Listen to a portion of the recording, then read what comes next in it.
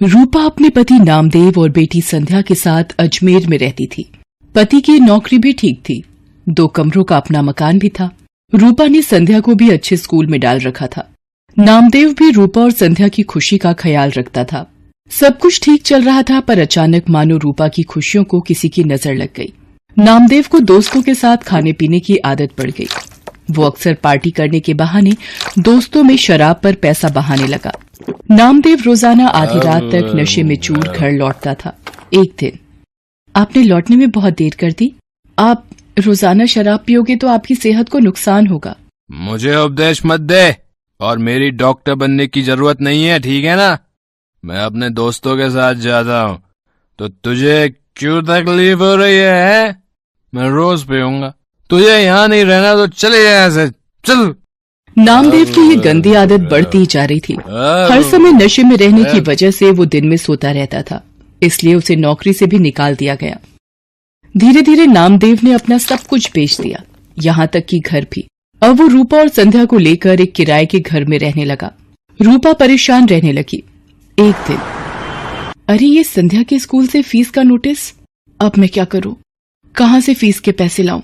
माँ, भूख लगी है, कुछ खाने के लिए है तो दे दो। रुक, मैं सब्जी वाले की दुकान से आलू लाकर तुझे रोटी बनाकर देती हूँ। हाँ माँ, तुम्हारे हाथ का आलू का पराठा तो बहुत स्वादिष्ट होता है। संध्या आलू लेने बाजार चली जाती है। रास्ते में वो सोचती जा रही थी कि ऐसा क्या करे कि संध्या की फीस भर सके। तभी उसकी सहेली का फोन आ जाता है। वो दूसरे शहर में रहती है। सहेली के बार बार पूछने पर रूपा उसे अपनी सारी परेशानी बताती है।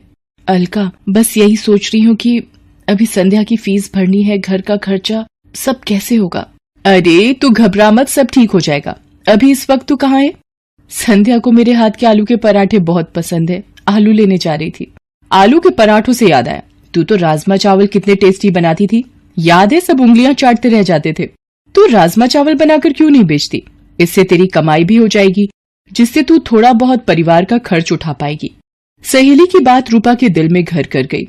उसे एक उम्मीद दिखाई दी, पर शुरुआत कैसे करे उसे अब यही सोचना था। अगले दिन उसने राजमा और चावल बनाए और पतीले में लेकर घर के पास सड़क के किनारे बैठ गई।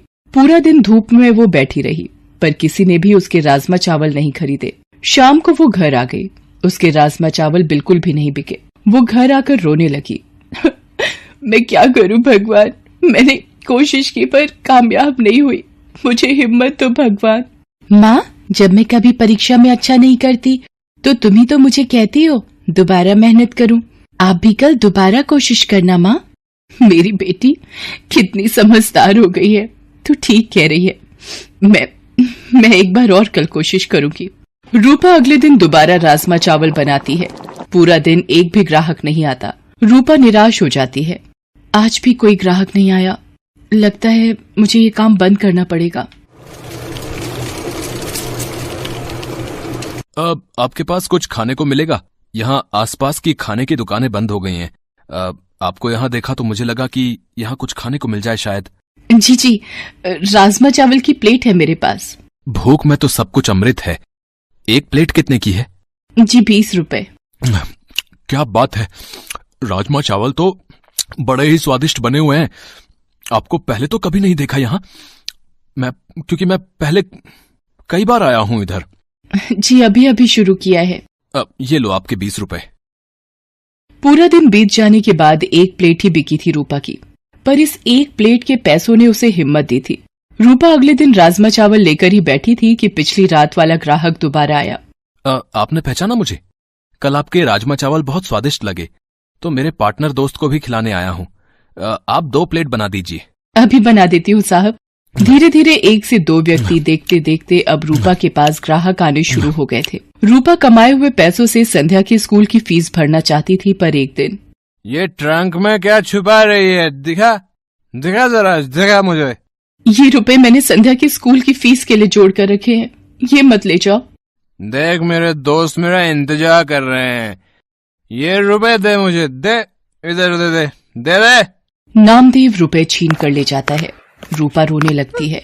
वो सोचती है, ऐसे तो ये सारे कमाए हुए पैसे शराब में उड़ा देंगे, मुझे कुछ रुपए संध्या के भविष्य के लिए भी जोड़ने होंगे। धीरे धीरे रूपा का काम चल जाता है। वो एक ठेला किराए पर ले लेती है और अब वो ठेले पर राजमा चावल बनाकर बेचने लगी। समय बीतता गया। रूपा की जिंदगी 15 साल आगे चली गई। संध्या भी पैसों की कमी के कारण 10वीं तक ही पढ़ाई कर पाई। वो भी अब माँ के काम में हाथ बटाती थी। रूपा मेहनत करते करते थक गई थी, पर उसकी एक जिम्मेदारी अभी बाकी थी। वो थी संध्या की शादी। एक दिन रूपा की वही सहेली जिसने फोन पर बात की थी, रूपा से मिलने आती है। आज तुझे इतने सालों बाद देखकर मेरे आंसू नहीं रुक रहे। मेरी प्यारी सहेली रूपा, ये तूने अपना क्या हाल बना लिया है। गरीबी के थपेड़े तेरे चेहरे पर आई झुर्रियों में बयान हो रहे हैं। अरे तू बैठ अलका, संध्या से मिल। ये मेरी बेटी संध्या है। संध्या, ये मेरी मेरठ वाली सहेली अलका। अलका मौसी, माँ आपको बहुत याद करती हैं। रूपा, मैं इसलिए तेरे पास आई थी कि एक अच्छे घर का रिश्ता है। संध्या भी वहाँ खुश रहेगी। अलका, अगर मेरी ये जिम्मेदारी पूरी हो जाए तो मेरे लिए बहुत खुशी की बात है। ठीक है, फिर मैं बात कर लेती हूँ लड़के वालों से। रूपा को तसल्ली हो जाती है कि संध्या की शादी हो जाएगी।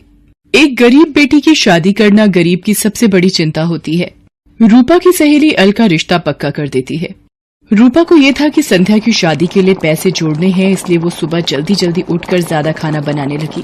सुबह से लेकर रात तक ठेले पर खड़े रहना। एक दिन रूपा को चक्कर आता है और वो गिर पड़ती है। संध्या चिल्लाती है, माँ आंखें खोलो माँ, मैं अभी डॉक्टर को बुला कर लाती हूँ। I am sorry, she is no more. Body से ज्यादा काम लिया है इन्होंने। कमजोर शरीर ये झेल नहीं पाया, इसलिए बीपी बढ़ गया और हार्ट अटैक आ गया। संध्या की तो मानो जिंदगी ही रुक गई। उसकी माँ चली गई। वो बिलक बिलक कर रोने लगी। तभी नामदेव आ जाता है। वो भी मरी हुई रूपा के आगे रोने लगता है। संध्या उसे कहती है, बापू, मेरी माँ के शरीर को हाथ मत लगाओ। आज आपकी वजह से मेरी माँ इस दुनिया से चली गई। मुझे माफ कर दे मेरी बच्ची, मैंने ये क्या कर दिया प्रभु। रूपा, मुझे माफी मांगने का मौका भी नहीं दिया तूने। मेरे पापों के कारण तू चली गई। संध्या माँ की याद में दिन भर उदास बैठी रहती थी। नामदेव भी अब संध्या की चिंता में परेशान रहता था। वो कोई काम ढूंढने भी क्या जाता। सब उसकी पुरानी बुरी आदतों को जानते थे, इसलिए काम नहीं देते थे। एक दिन अलका रूपा से मिलने आती है और उसके मरने की खबर सुनकर वो भी बहुत दुखी होती है। वो नामदेव को संध्या के रिश्ते की बात बताती है। देखिए नामदेव जी, अब मेरी सहेली रूपा तो नहीं रही, पर संध्या की शादी की जिम्मेदारी अब आपको निभानी है। लड़के वाले जल्दी ही शादी करना चाहते हैं, आप सोचकर जवाब दे देना। अलका के जाने के बाद नामदेव सोच में पड़ जाता है कि उसके पास तो एक पाई तक नहीं जो वो संध्या की शादी कर सके। वो रूपा को याद करके रोने लगता है। तभी एक आदमी आता है। जी नमस्ते, मेरा नाम मोहन है। रूपा जी के बारे में पता चला, सुनकर बहुत दुख हुआ। आपको कुछ काम था रूपा से? जी, एक दिन मैं रूपा जी के ठेले पर राजमा चावल खाने आया था, तभी उनसे बात हुई। मैं जरूरतमंद लोगों के लिए एक बैंक योजना चलाता हूं। रूपा जी भी मेरे पास रुपए जमा करवाती थीं। वो जब भी पैसे जमा करने आती तो यही कहती थी कि मेरी बेटी संध्या की शादी में काम आएंगे। आज वही रुपए मैं देने आया हूं। पिछले दिनों उन्होंने मुझे फोन किया था कि बेटी की शादी के लिए जरूरत है तो मैं उन्हें दे दूं। ये लीजिए, ब्याज मिलाकर 3.5 लाख रुपए उनके बैंक में जुड़े हुए हैं। आज उन्हें देने आया था। रूपा, तुम अपनी जिम्मेदारी निभाना नहीं भूली। जाते जाते भी अपनी बेटी की शादी की जिम्मेदारी निभा गई। संध्या बेटी, देखो, तुम्हारी माँ की तरफ से शादी का तोहफा ये अंकल जी लाए हैं। संध्या भी ये सब देखकर रोने लगती है। उन रुपयों को नामदेव संध्या की शादी में लगा देता है और संध्या को ढेर सारा आशीर्वाद देकर विदा कर देता है।